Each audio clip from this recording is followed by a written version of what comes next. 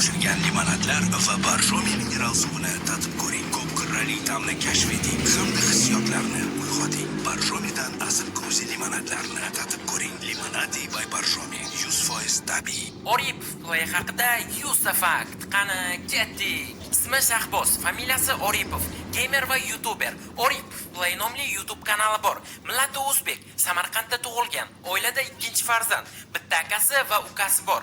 Samarqand davlat chet tillari universitetida o'qigan. 24 yoshda, bo'yi 1.68 cm.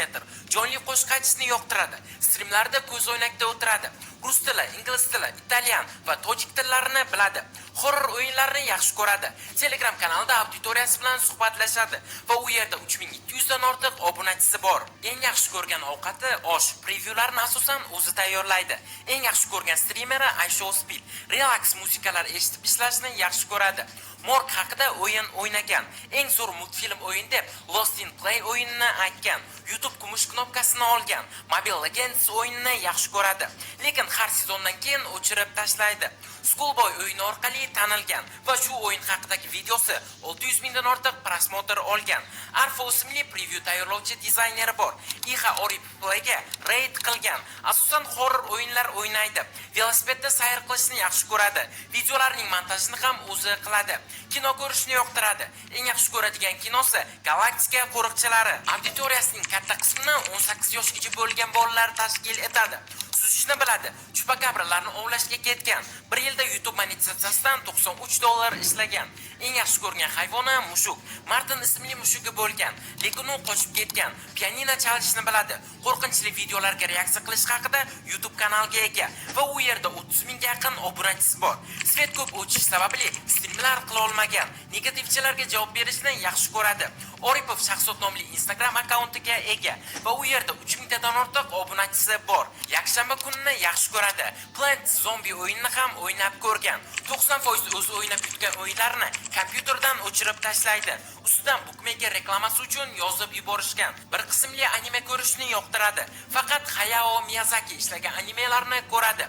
Animelarni faqat rus va ingliz tillarida ko'radi. Eng yaxshi ko'rgan animesi esa Spirited Away deb nomlanadi. Iloji boricha har bir kommentariyani o'qib ko'radi. YouTube'dagi faoliyatini 2023-yilda boshlagan. 7 kun ketma-ket video yozish maqsadiga erishgan. Tirikchilik nomli donat silkasini ishlatadi. Gitara chalishni maktab davridan boshlagan. Telefonni yo'qotib qo'ygan. Twitch'da bir marta stream qilgan. 8 soatli stream o'tkazgan. Turkcha qo'shiqlarni ham yaxshi ko'radi. Charchagan vaqtida Yurar Qala nomli animeni ko'radi. Jinlar bazmi haqida o'yin o'ynagan. Otishma o'yinlarga qiziqmaydi. Kitob o'qishni yaxshi ko'radi. Yoshligida Ruh 513 kinosini ko'rib uxla olmagan. Uzum dastavka haqida horror o'yin o'ynagan. Yoshligida Smurflar haqidagi multfilmni yaxshi ko'rgan. O'zini o'zbek Taysonga o'xshatgan. 4 yil ingliz va italyan tilida o'qigan, lekin IELTS ola olmagan. Oripov Play uchun aniq bir rejim yo'q. 24-mart kuni YouTube'da 100 ming obunachiga erishgan va hozirgi kungacha 300 dan ortiq videolar yuklagan. Telegram profilini o'chirib tashlamoqchi bo'lgan. Doim ChatGPTga rahmat aytadi. Hayotda ham hazilkash. Eng katta maqsadi Let's Play yo'nalishida birinchi o'rinda bo'lish. Logistikada ishlaydi. Streamer bo'lmaganida git bo'lar edi. Eng yaxshi ko'rgan rangi olov rang. Yaxshi ko'rgan qizi bor. Birinchi o'ynagan o'yini iloncha bo'lgan. O'zbek streamerlarini kuzatmaydi. Maktabda a'lo baholarda o'qigan. 10 yildan beri o'yinlar o'ynaydi. Futbolga qiziqmaydi. Bitta videoda 3 xil horrorlarni o'ynaydi.